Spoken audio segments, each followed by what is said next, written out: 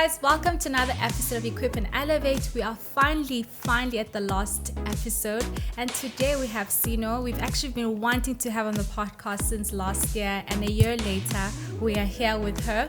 If you guys probably know her, she is an influencer and is the founder of Love Kinks. So we're going to be chatting about her building her empire, beauty empire, being Love Kinks, and just finding about how her process of scaling has been, her process of raising funding. For anyone that's at home and saying, I'm planning on building my business and scaling, and I've been struggling. So she'll be sharing some tips on her journey. She'll be sharing some lessons she's learned. And hopefully for anyone that's sitting at home, you can take these tips and learn and just sit down and say, this is how I can apply this for my business and grow my business. So I'm really excited for our conversation. I can't wait to have a business conversation because I really think she's such a great businesswoman, and I think there's a lot from her that we can learn from today's episode. So stay tuned and welcome to Equip and Elevate. Thanks for having me. I'm glad we finally did it. I know. I think it was perfect because last year the conversation was slightly different, and I think in a year a lot has happened with Love Kinks because today's focus is about sort of building Love Kinks and scaling Love Kinks.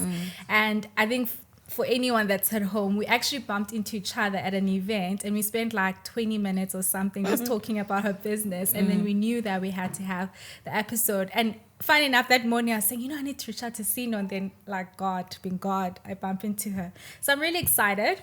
But before we get into that, I want to start with like going back to your childhood, like just not even going back to your childhood, but mostly focusing on some of the key values that have shaped you or the person that you're becoming. I think this is also a great way for people to get to know you before we go into the business side of things. Okay, thank you for having me again. I'm really excited to delve into scaling, or maybe the difficulty in scaling. But yeah, so to get into my childhood, I was born in Butterworth in the Eastern Cape, Ndumxhosa. I was born to a very lovely lady. I grew up with my mom in Butterworth. Then I later moved to East London. So like a lot of people move from Mthatha to, it's a Transkei. So like when you sort of when you're successful, you move to East London. So I moved in with my dad who had a business. So he was living in East London. I moved there in I was back and forth for a while, but permanently moving there was in 1990 something. And yeah, from there I migrated to Johannesburg for studies. I went to Wits. I did urban and regional planning. And the key values, definitely hard work pays off. So my mom, I'll structure them differently. My mom definitely community, integrity, honesty. My dad, hard work. I was exposed to business through my dad. So you can get whatever you want. It's in your control. Your life is definitely there's God above you, but I mean, your decisions lead to your success or lack of success. So I knew that, I've always known that I can create the life that I want. I haven't known what life I've wanted before. So obviously when we were young, we're just having fun. So in varsity, I wasn't thinking about what life do I want. I was just thinking, okay, I need to pass. But like my dad has really taught me that it's in our decision making that we create our lives. Sure. So I think I want to go into the business element because you grew up with an entrepreneur, business owner in your life, and I think we'll get into that and how that influenced your journey. But I also love to, when you think about your journey, you started in corporate, 9 to 5, and now you're obviously owning your own business. And sometimes people look back and say, I don't know what my purpose is, or I'm still really trying to define what that looks like. So I want to know, how would you define your purpose? And if you have found your purpose, would you say you're living in your purpose and you're fulfilling that purpose? So I don't know. I'm not a words person. So I can't phrase it 100% like drops mic moment. So I definitely think I'm living in my purpose. I think my purpose has been my passion meeting my needs. But I want to go into Love Kinks, or building Love Kinks. Obviously, you spoke about your dad being a business person, a businessman. Have you always been entrepreneurial? I mean, your journey and you studying, working corporate, and then obviously going into full-time entrepreneurship. What inspired you to start Love Kinks, and how has your journey been from corporate to you now moving into full-time entrepreneurship? And obviously in the midst of that, and when I say full-time entrepreneurship, I'm also referring to influencing and now building Love Kinks. So I definitely have not always been entrepreneurial. I remember like when I was in my 9 to 5, I'd be like, oh, my biggest like no, like in a partner is dating a hustler. Like I can't stand people that are in business. And I think I've always been exposed to entrepreneurship because my dad and my 2 brothers went into my dad's business. They now run it. So I didn't know at the time that being exposed to it could result in me becoming it, because we are the product of our surroundings, right? Like everything that you do influences you, or everything that you see, people that you surround yourself with will influence you subconsciously at times. So I went into town planning. I studied urban and regional planning, but it's called town planning globally. So I went into that fully like, sure, this is my future. And I think the entrepreneurial life reared its head when I struggled to secure a job. So I was getting jobs like that weren't 100% town planning. They were related to town planning. And then I realized, okay, no, this was not fulfilling me. And I think it just wasn't challenging enough. I don't like doing the same thing every single day. So slowly, my mom also used to have like side hustles. So like second income, she'd sell perfumes, blankets. She even made muffins. She was like the best baker when it comes to muffins and banana bread and all of that.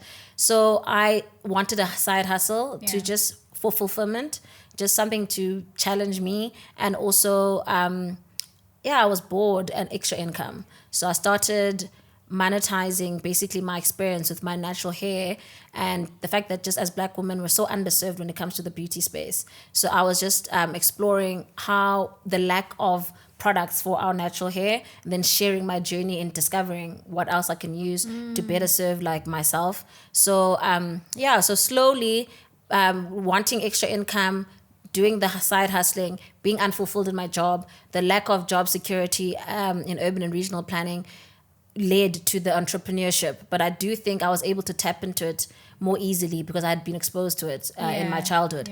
My dad was more formally creating a life out of entrepreneurship, and my mom was more like just an additional source of income.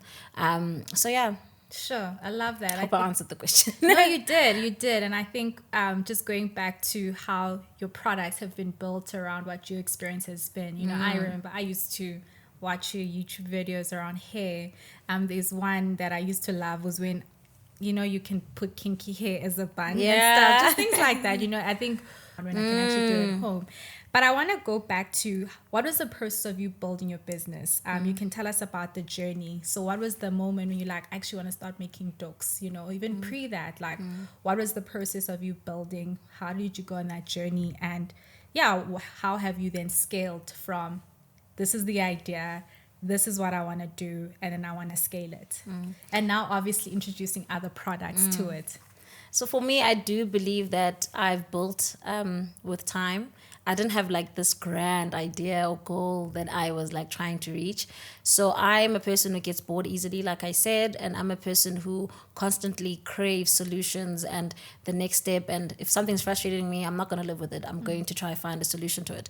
So from the time I cut my hair in 2015, it was frustrating me not being able to take care of it and it being dry and my scalp being dry. So finding solutions is how the business was built. So the first step of the business was definitely the influencer who was teaching, not really teaching, but the middleman between people who know how to take care of hair. So I'd like connect people to salons and people that have experience and expertise in taking care of hair. And then I'd also just share my journey.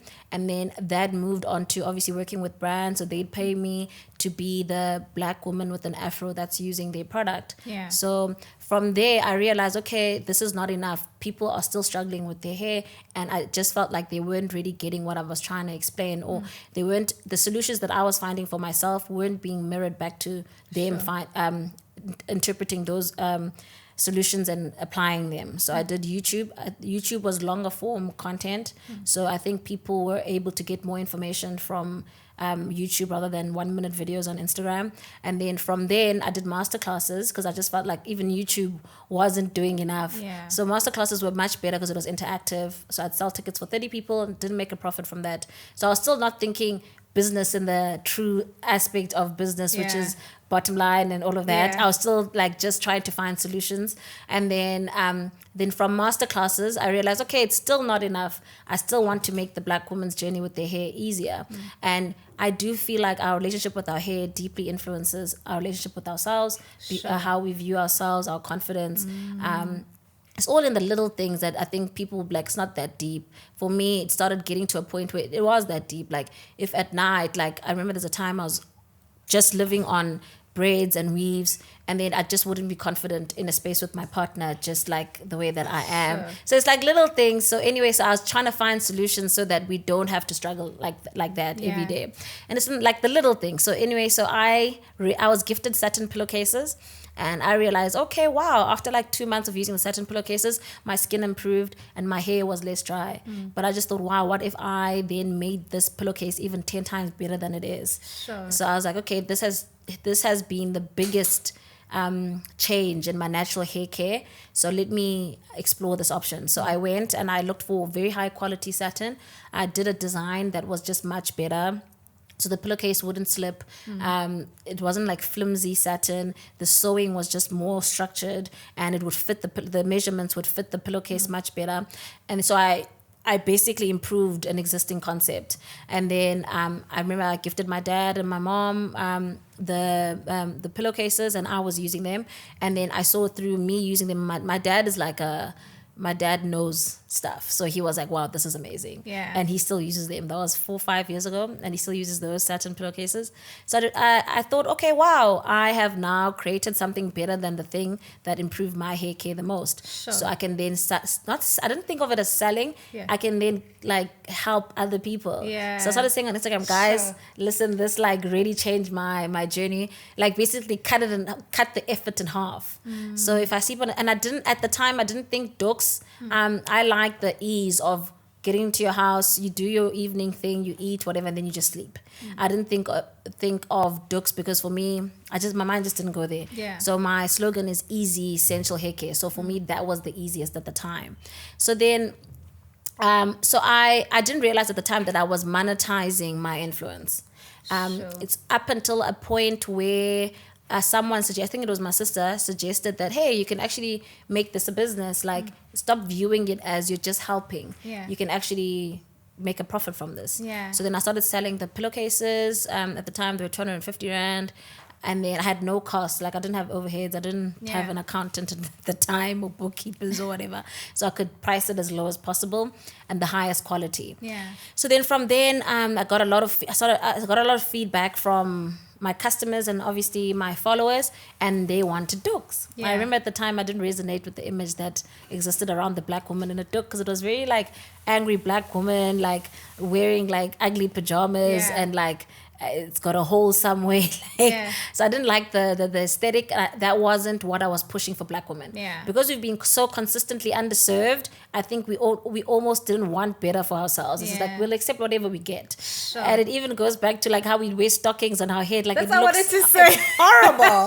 Like, but we accepted it and it's fine. Stocking. Dude, and like it ran me like, obviously, like once it runs, you're like, okay, this becomes my headgear. Yeah. And even on stockings, like they have they're better than cotton. They don't absorb as much moisture as cotton. So we've always understood the need to keep our hairstyles in place, the need to retain moisture. So that the stockings did that. But how's about we get the best out of it, you know? How's about we get the best for ourselves? Yeah. So then I created the doek out of demand, and through combining my goals for like the image of Love Kinks and people's wants. So I think that was the biggest mind shift for me. Before, I was creating from a place of Sino thinks this is better, to a point where I'm like, no, you can't teach the customer what they want. The customer should inform your business. So then it moved on to, so hair ties is my most significant, my proudest moment so far.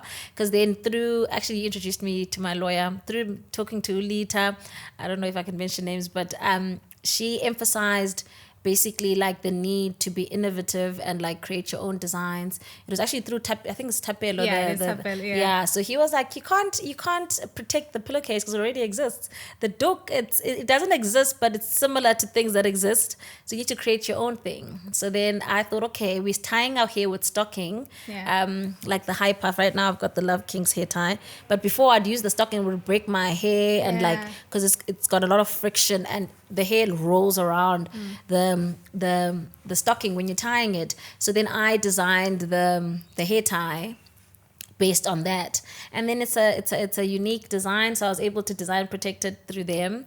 And then so for me that's like that's actually, if I would sell my business, that would be the highest value. The most value. Hearing that, it's just like, this is not my first time hearing this, but it's just such an awesome moment to be able to trademark even in the black hair space, to say that we're creating our own products, that we can sort of create IP and protect them, around that. So and I actually didn't know the value of trademarking and until so how I met you is that you invited me to a thing where we were taught about trademarking. And they were telling us how even perfume bottles are not trademarked but design protected. So another company can't have the same bottle as like a Chanel. And then from then, that influenced me a lot in my business. Then after that, we introduced bonnets. So bonnets were also from demand. So the American scene really influences culture, black culture. So there is a rise of ladies and cute bonnets, and Drake actually just recently posted himself in a bonnet. So I like it. I've got this, like, it's definitely God, but this thing where I meet trends at the right time, because even when I cut my hair and I was exploring my hair journey, it's not that there weren't people that were doing it, but something about timing. So I was at a time where it was becoming really big and companies were looking to associate with a black woman with natural hair. So I worked with a lot of companies that wanted that sort of imagery associated with their businesses. Then even with the bonnet, I think it's also not luck maybe sometimes, because I'm very intuitive. So I read the space quite well. I read what's the trends quite well, and then I know how to sort of meet it where it is. And also because I'm a very outspoken person, I'm a very confident person, I'm sort of able to talk about something that other people are already talking about, but maybe in a more like, I don't want to say aggressive, but in a more like... But I think that's what makes you a great business person, because you're also able to build a business around what's happening. And I know a lot of people do that, because you can speak, but if you're not able to turn that into profit or turn that into business, then you miss out on the trend, it actually bringing money back into your pockets. Well, not even that, but just having to build a business case around that, because generally people can't build a business case for that. And I didn't do that by myself, right? So it was very passion-led up until 2020, where like 2020, beginning of 2020, funny enough, like 2 years ago, I was selling like 5 pillowcases a month. And then I had met a guy like a year before that is very into businesses. So he's a business developer for a living. And then he was like, I was his guinea pig. And he'd be like, oh, there's a business case here. This is how you can grow this. I had never heard the word scale until I heard it from him. So he'd be like, you can scale this easily. And I'd be like, what is this guy talking about? And he's like, no, because you're not sewing the stuff yourself and like there's a factory doing it. How possible is it for them to make, let's say 10,000 items? How long would it take? And I wasn't thinking like that. Like I wasn't trying to make 10,000 units. I was just trying to make a bonnet to serve Ayanda, and if she's happy, it's enough. So then he started making me explore that. Okay, it'll take 2 minutes to make this, and So then when I introduced the doek on the 2nd of May 2020, I was still selling via DM and email, and then the demand was so big. I remember I got like over 1,000 emails. And then I was only able to, obviously because it takes time, you read the email, you send them the color options, you do it an invoice one by one, you need an Excel spreadsheet. I wasn't able to convert all those possible sales. So he was like, oh, what would help you convert these? And I was like, oh my God, you're thinking too far. Like I don't want to convert all of them. Like I wasn't thinking business, you know? And then I remember someone suggested doing a website. I was like, a website? Like I don't want a website. Like I never thought like I'd have a www. What? You know what I mean? At the time it was just like, come on, you know? I remember like we were talking about it the other night. I was like, in 2020, all I did was make sure like my rent is paid and I've got like enough money just to live and save. And like my life was very simple. Yeah. So the creation of the Love Kinks business, like real business, like has just changed my life so completely.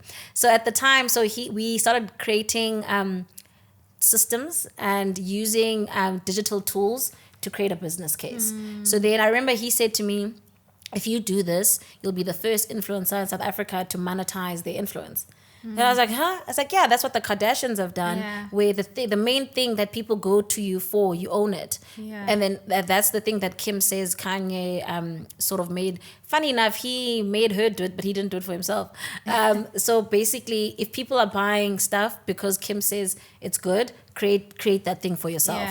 Yeah. So that blew my mind. I was like, the reason people aren't doing it is probably because it's very difficult, you know? So then, so we did it. The biggest growth point at the time was creating a website. So website, you're able to convert more people. So I remember I had a slower website and I realized, okay, on this website, because there's like that churning, like it's slow, it took me like 10 minutes to fulfill an order. So I had to get a faster website. So I remember he said Shopify. So I was like, what's that? Yeah. And then he was like, the best, says it's the best tech created for people like you who are just at home and they have a business idea and they want to take it to market. So then Instagram was very important for me in the journey because it lowered the barriers to entry when it comes to marketing, cheaper marketing. So I do like those sponsored ads, like a billboard now, a billboard that's lit through the night costs about 20K a month, and Instagram, you get the same amount of views or even more for much less. And it's targeted at your audience. So I literally put there women in Johannesburg, Cape Town, Durban, East London, between the age of 18 and whatever. Like, it's insane because the billboard is seen by anyone. Yeah, but this one is like... Yes. Yeah. So Instagram, YouTube, having him next to me, like helping with the business terms, really helped. So then I remember seeing his monthly management account and I was like, what's this? Oh my God, it's so cool. And it's like, shows you how much you've spent, how much revenue you've gotten, your net profit. I was like, oh, so I had viewed revenue as like, I was just basing my understanding on revenue. And then I realized, oh, okay, cool. You need to understand all these aspects in order to create a working business, like a sustainable business case. So then I started using the accountants that he uses. And then with the rolling out of monthly management accounts and my annual financial statements, I started understanding how business works. So I think my business, true business journey really started in 2021, which is last year. Not really, 2020. So they did my analysis in hindsight. So 2019 wasn't that important for the business case because I was just doing the campaigns with brands. So 2019 AFS wasn't very important, but my business basically is built every year. I improve based on the AFS from 2020. So 2019 to 2020 financial year, 2020 to 2021, and I just received my 2021 to 2022 ones now. So 3 years. And then that really helped me because I initially I'm self-funded. So initially I was just using the profit made to restock, but the demand grew so much. It was just like you don't make enough profit to every day when you have to restock. The demand has grown so much that you can't use like copy paste kind of thing. So he introduced me to a guy that really helped me structure my business. Last year I was losing my mind. Like I was like, what is going on? I didn't even understand the concept that why is this profit no longer enough to restock? Because my mind doesn't think like that. Like I'm a town planner, you know, that was passionate about communicating my frustrations to Black women. Now all of a sudden I've got a business. So I think it's not always as grand as some people make it to seem like, oh, I had this great business idea and I lived every day to make sure I reach the goal. For me, I was building it as I go. So then he had told me a year before that you're going to need funding. And then I was like, no, I restock from my profit. I don't need funding. And I didn't understand really like what funding, like working capital and like, and cash flow. Because I had like, also in the first year when you start making a big profit or you get a lot of demand, there aren't lots of costs. So you don't have an office, you don't have bookkeeping, you don't have your accountant. So your costs are so low that your net profit is higher. Yeah. So then as the business grows and the demand grows, you need staff, you need an office, because my home was no longer, actually I moved from my previous place, which is a 2-bedroom, to here, which is a 3-bedroom, because I needed an office, for storage. And even those things, those weren't in my business plan. So those things were happening with time. And now from here, this space has become too small. And now I have an office, that just keeps my stock. So then I think, so the introduction of monthly management, statements, now I forgot what it's called, and then with speaking to an accountant, helping me frame my mind around how business grows, what happens. I started going to school, so I went back to marketing school. I don't like it when I feel like I'm not in control or I don't know what's happening, so I always gear myself up or just help myself out. So going to marketing school really helped me understand what I was doing and why I was doing it. So it really helped me understand how to market, what I'm marketing, what the 10-year, usually products have a 10-year frame, where in the first year demand starts going up, and then in the second year there's growth, third year. So I'm basically in the third year where it still grows. So that's the time that you most likely will need funding if your demand keeps going up. So I'm informed by textbook kind of business cases through school. I'm doing marketing management through IMM, and then he grows businesses, and then introduced me to a guy who also grows businesses. So he created an Excel spreadsheet for me to help me with restocking and understanding net profit and how much of that net profit needs to go to growing your capital, and also how much goes to working capital. What is working capital? What are my costs and all of that? So that we created that spreadsheet last year, May, and it served me so well. And then with the introduction of the hair products, I never thought that I'd create hair products. As you've heard with my journey, it's always been thinking in the now. So now with the creation of the business and the business doing so well, it's forced me to think bigger picture, more strategic, more long term. So my products are such high quality that people don't come back often enough to buy. So they buy you need your bonnet or doek will last you 2 years. So people, so people will come for their cousins or come for a second color, but it wasn't a sustainable business model. Hi guys, thank you so much for tuning in today. Remember, the episode does not end here. So make sure you go on Apple Podcasts and Spotify and also Google Podcasts to check out the full episode and be inspired, learn so much more, and learn more from our guests today. I hope you stay equipped and elevated. Love from Ayanda.